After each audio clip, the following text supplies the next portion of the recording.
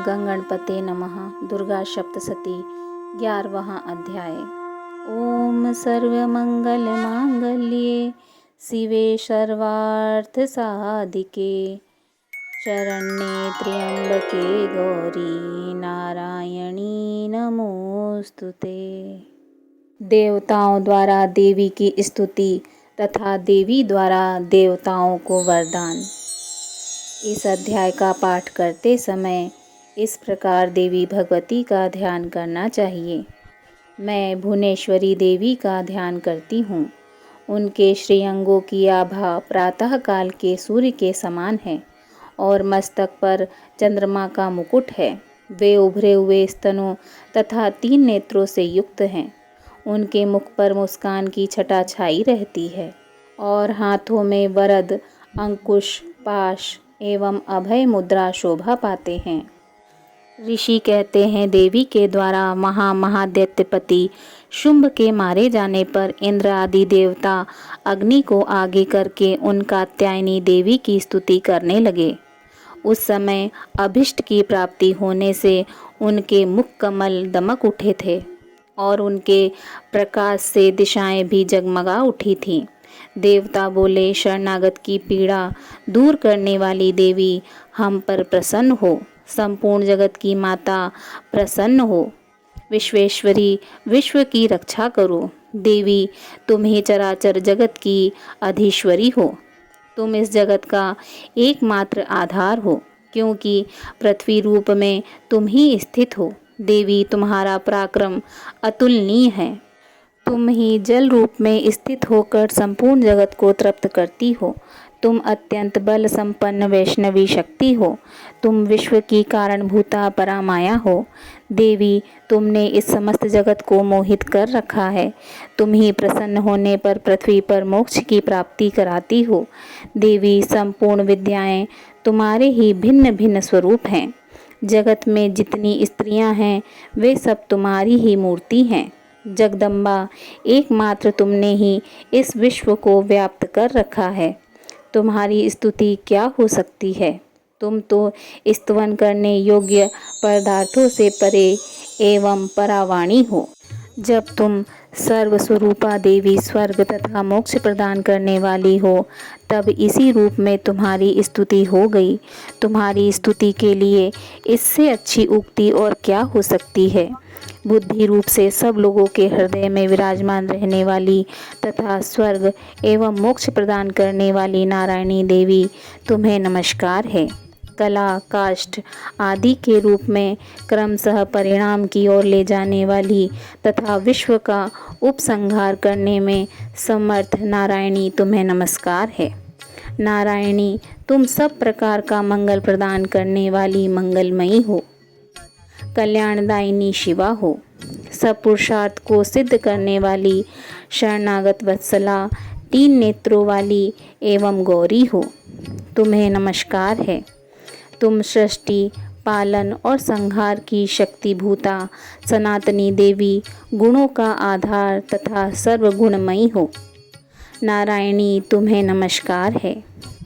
शरण में आए हुए दीनों एवं पीड़ितों की रक्षा में संलग्न रहने वाली तथा सबकी पीड़ा दूर करने वाली नारायणी देवी, तुम्हें नमस्कार है।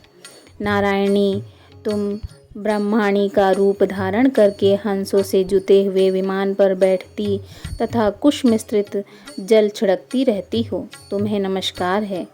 महेश्वरी रूप से त्रिशूल, चंद्रमा एवं सर्प को धारण करने वाली तथा महान वृषभ की पीठ पर बैठने वाली नारायणी देवी, तुम्हें नमस्कार है। मोरों और मुर्गों से घिरी रहने वाली तथा महाशक्ति धारण करने वाली कौमारी रूप धारणी निष्पापे नारायणी, तुम्हें नमस्कार है। शंख, चक्र, गदा और शारंग धनुष रूप उत्तम आयुधों को धारण करने वाली वैष्णवी शक्ति रूपा नारायणी, तुम प्रसन्न हो। तुम्हें नमस्कार है। हाथ में भयानक महाचक्र लिए और दाढ़ों पर धरती को उठाए वाराही रूप धारणी कल्याणमयी नारायणी, तुम्हें नमस्कार है। भयंकर नरसिंह रूप में दैत्यों के वध के लिए उद्योग करने वाली तथा त्रिभुवन की रक्षा में संलग्न रहने वाली नारायणी, तुम्हें नमस्कार है। मस्तक पर किरीट और हाथ में महावज्र धारण करने वाली, सहस्त्र नेत्रों के कारण उद्दीप्त दिखाई देने वाली और वत्रासुर के प्राणों का अपहरण करने वाली इंद्र शक्ति रूपा नारायणी देवी तुम्हें नमस्कार है। शिवदूती रूप से दैत्यों की महिती सेना का संहार करने वाली, भयंकर रूप धारण तथा विकट गर्जना करने वाली नारायणी तुम्हें नमस्कार है। दाढ़ों के कारण विकराल मुख वाली, मुंडमाला से विभूषित मुंड मर्दनी चामुंडा रूप नारायणी तुम्हें नमस्कार है। लक्ष्मी, लज्जा, महाविद्या, श्रद्धा, पुष्टि, स्वधा, ध्रुवा, महारात्रि तथा महाअविद्या रूपा नारायणी तुम्हें नमस्कार है। मेधा, सरस्वती, वरा, भूति, बाभ्रवी, तामसी, नियता तथा ईशा रूपिणी नारायणी तुम्हें नमस्कार है। सर्वस्वरूपा, सर्वेश्वरी तथा सब प्रकार की शक्तियों से संपन्न दिव्य रूपा दुर्गे देवी, सब भयों से हमारी रक्षा करो, तुम्हें नमस्कार है। कात्यायनी, यह 3 लोचनों से विभूषित तुम्हारा सौम्य मुख सब प्रकार के भयों से हमारी रक्षा करे, तुम्हें नमस्कार है।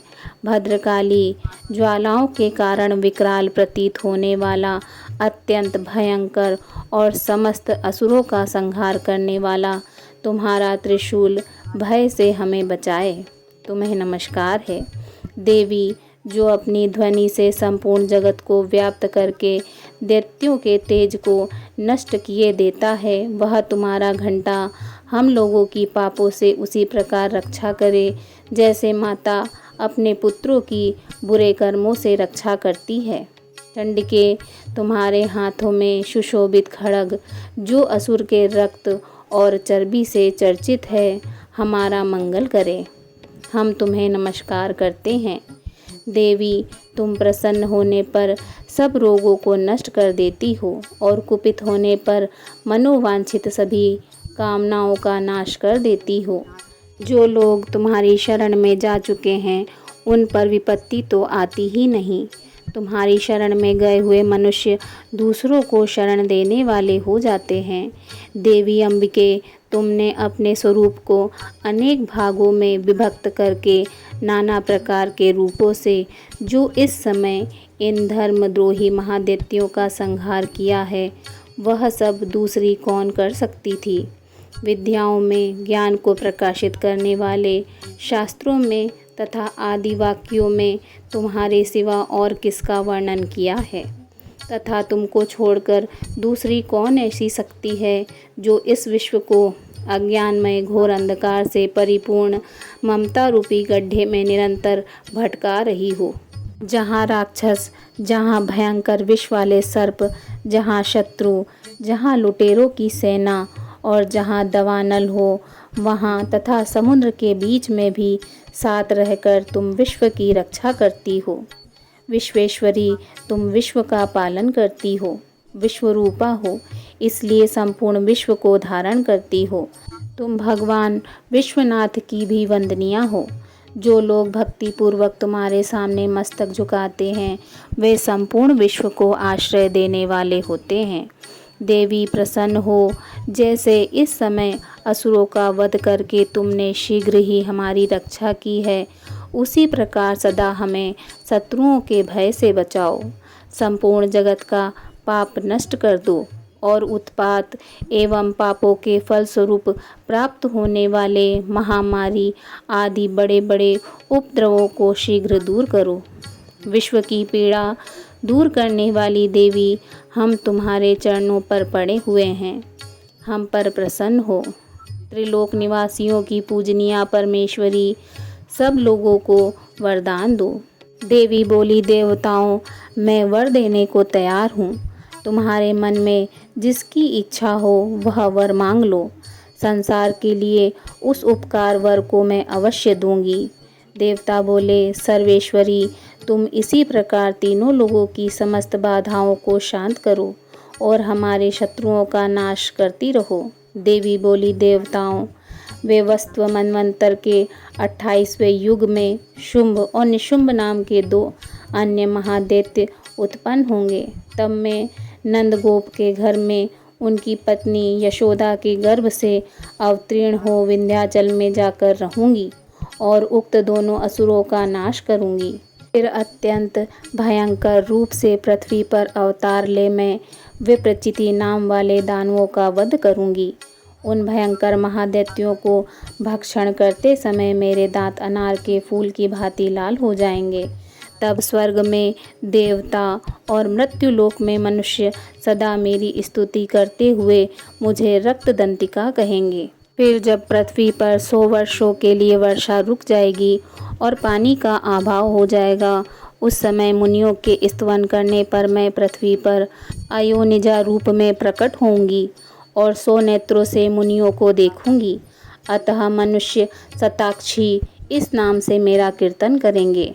देवताओं, उस समय मैं अपने शरीर से उत्पन्न हुए शाकों द्वारा समस्त संसार का भरण पोषण करूंगी।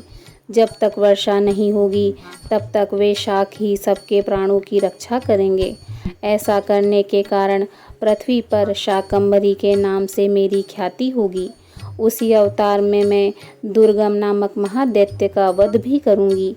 इससे मेरा नाम दुर्गा देवी के रूप में प्रसिद्ध होगा। फिर मैं जब भीम रूप धारण करके मुनियों की रक्षा के लिए हिमालय पर रहने वाले राक्षसों का भक्षण करूंगी, उस समय सब मुनि भक्ति से नतमस्तक होकर मेरी स्तुति करेंगे। तब मेरा नाम भीमा देवी के रूप में विख्यात होगा। जब अरुण नामक दैत्य तीनों लोकों में भारी उपद्रव मचाएगा, तब मैं तीनों लोकों का हित करने के लिए 6 पैरों वाले असंख्य भ्रमरों का रूप धारण करके उन महादैत्य का वध करूंगी। उस समय सब लोग भ्रामरी के नाम से चारों ओर मेरी स्तुति करेंगे। इस प्रकार जब जब संसार में दानवी बाधा उपस्थित होगी, तब तब अवतार लेकर मैं शत्रुओं का संहार करूंगी। इस प्रकार श्री मार्कंड पुराण में सर्वाणिक मनवंतर की कथा के अंतर्गत देवी महत्व में देवी स्तुति नामक 11वां अध्याय पूरा हुआ। प्रेम से बोलिए जय माता की।